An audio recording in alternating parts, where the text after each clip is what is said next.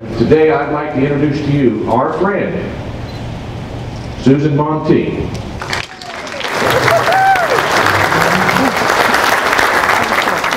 We were on a path where we were going to take a pass on an office where the Republican already had $1.5 million in the bank a year out from the election.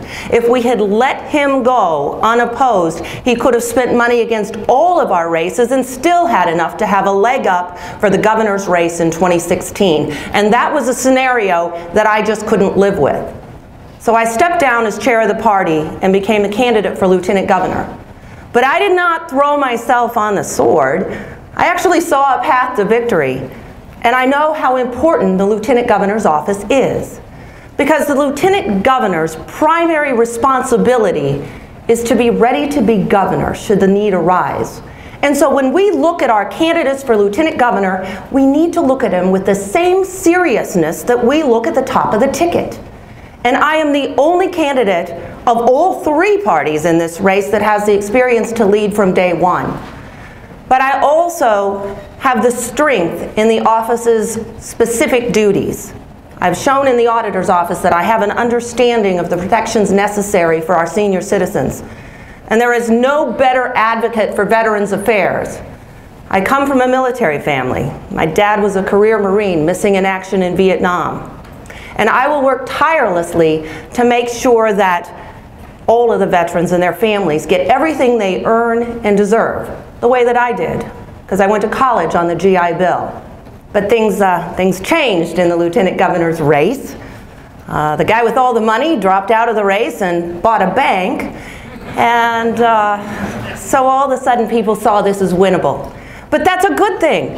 It's a good thing that people see it as winnable, because if we don't see it as winnable, we don't work as hard to attain it, and losing becomes a self-fulfilling prophecy. So I am excited that we see this as a winnable opportunity.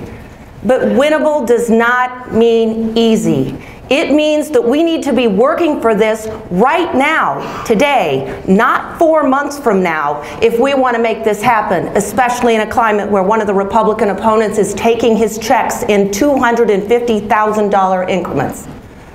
Now, I have a primary. I don't like it.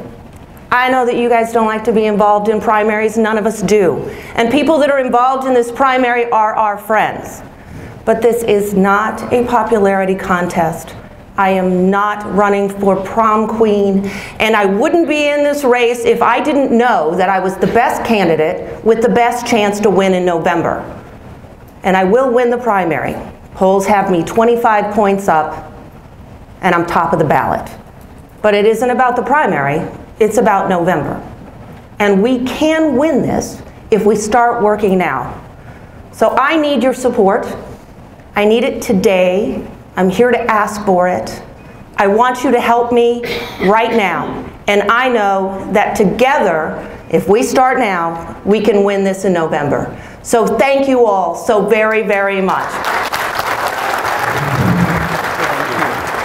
Proud to be with you. Thank you so much. I appreciate it. Thank you. Yay,